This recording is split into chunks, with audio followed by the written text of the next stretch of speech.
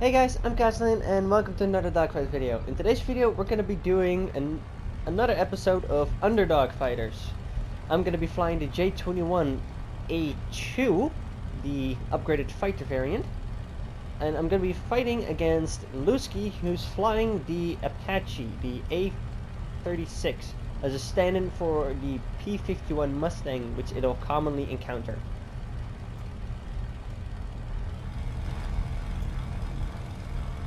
Alright, into the one circle here.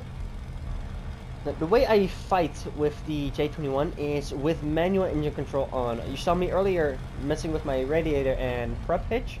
That is basically a necessity at this point with this thing if you want to dogfight with it. Otherwise its engine is going to overheat, and with the propeller pitch I have a little trick. And some of you may know that the Apache in front of me here has air brakes. However, some prop planes, including the J21, have a secret air brake of their own, and it's called propeller pitch. Putting the pitch at 100% and engine on idle, you basically slow down way faster than you normally would. As you can see, because of that, I'm managing closure very, very well here. And that combined with flaps and the low stall speed of the J21. Oh god. So as I was saying, the combination of the low stall speed of the J21 with its flap control and the function of basically using the propeller pitch as an air brake, you can easily sit behind your opponent. And if I'm gonna be honest, I've been able to somewhat keep up with Japanese turn fighters in the J21 just by making them overshoot, by not anticipating their bandit to slow down as quickly as they did. And in my opinion, if you really want to fly this thing to its absolute max performance, you'll need to learn how to use its engine control, which luckily isn't all too complicated. Like I said, it's just put everything at 100%. And you're pretty much set for combat, because then your engine won't overheat as much and you can just go on idle without really thinking about worrying about prop pitch. Other than that, you gotta keep in mind, the wings on the J21 can be somewhat unstable. If you don't watch it, they will stall. So that's something you really should keep in mind. Other than that, it's a really good one circle fighter in my opinion. I recently saw a video where the WarThunder official channel recommended dogfighting with this thing as a last resort, really. More so suggesting boom and zoom attacks. And you can definitely do that, but in my opinion, you're more better off dogfighting rather than boom and zoom, because this thing has a very low stall speed at just above 600 kilometers an hour, which is very low, if I'm gonna be honest. Good fight.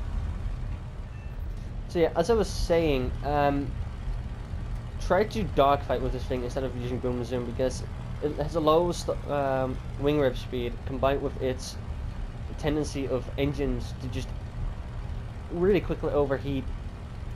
It's just not a very good combination, because it also takes a long time to climb, especially in simulator. It's not really the best for high altitude performance.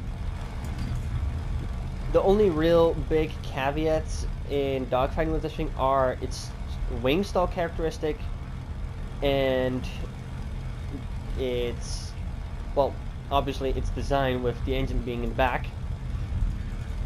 rendering chases a little bit more difficult if you do have to end up running. And the last big caveat is the engine overheating. If the dogfight drags on for too long, your engine will be at risk of overheating if you don't manage your throttle. Now, Lou, how are you experiencing this dogfight against the J21? Very, very frustrating. I can only imagine. Oh jeez, I'm actually about to overshoot. Oh no. Stay under the nose, stay under the nose, stay under the nose, stay under the nose. I am maintaining 70 knots up here. Okay, Trying to get that thing to overshoot. so Lou, do you have maybe any tips for flying the Apache or a similar kind of Mustang to maybe counter this kind of way of a J21 fighting? Honestly, if I came across that in a match, my first instinct would just start using my climb rate against it. Yeah, that's probably a good bet, yeah? Oh god. Oh yeah, look at that. Hold on. Look at that stall speed. I only started dipping my nose under 100 kilometers an hour. Yeah. And that was with combat flaps even. Okay, so for this last round I took out the attacker variant of the J21 to kind of show that this similar technique is kind of universal across all propeller variants of the J21. The attacker, the very first variant, and the one I was just flying. I'm now in the A21-A3, and it's slightly heavier, and it's got a slightly bigger fuel load, and it has wingtip fuel tanks. Other than that, it's essentially the same aircraft. Alright, as I was saying, I'm currently flying the attacker variant of the J21/A21 to kind of show that, once again, this trick is kind of universal against the prop variants. And one thing I actually like about the later models, the A21-A3 and the J21-A2, is they have the K14 gyroscopic gun sight that the P51D model has. And just like with the Mustang's 50 cals, the 13.2mm has similar ballistics in my opinion. And it's basically point and click. You put the pipper on target, you use your machine guns, and it's basically whatever is in front of you just gets deleted. And I will try to demonstrate that in this round. It's something I kind of forgot to mention before. Alright. Let's start to get the advantage here. I'm already moving into the control zone. Alright, you gotta maintain a lower speed to stay behind. Flaps down. Ease off the aft stick. A bit more power.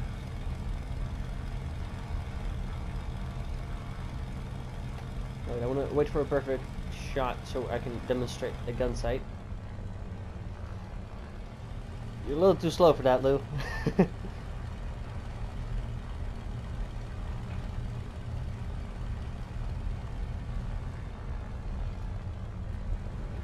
Look at how easy I'm able to stay behind him using just my propeller as an air brake, however.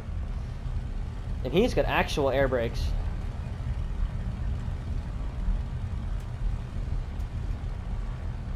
Alright, slowly moving to the deck. I'm deliberately being a little less aggressive here to maintain a perfect position in this on this 6 o'clock. Apply a bit more power. A little too much power.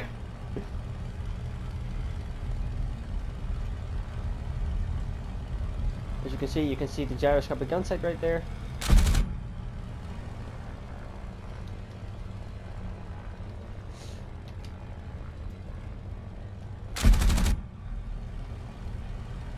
And obviously it's not going to be entirely point and click because it's not a radar gun sight, but it will definitely still help you guide your machine guns on target. Alright, using a little bit of rudder to roll over the top. Actually, I gotta recover this.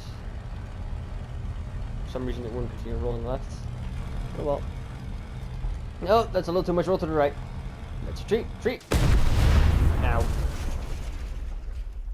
Does that count? Very difficult to keep this thing in the air below 100 knots. One last thing I want to point out to you guys is you can have, this thing does have an auto governor, kind of a prop pitch governor kind of thing. I can just press a button and have auto prop pitch active and have it off. I usually put it to 100% and then put it on auto.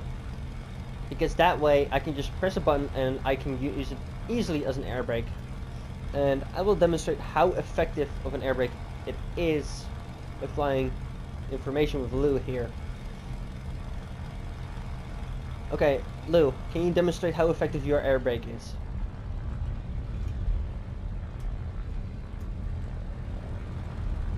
Alright.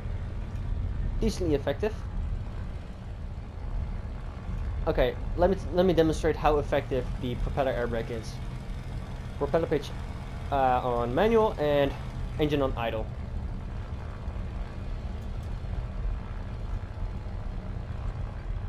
As you can see, it takes a little while for it to actually take effect, but it's about as effective as an air brake, really. It's like an exponential speed decrease. Yeah, and one thing I do want to point out real quick, which I will demonstrate eventually, in the P51, especially that one, you have air brakes and the ability to use your propeller as an air brake. So if you can manage to get that under complete control, you can really throw yourself behind your bandit. Now, that's all I really have to say about the J21 and the A21, not the jet variants by the way, just the propeller variants. And I'll see you guys in the next video.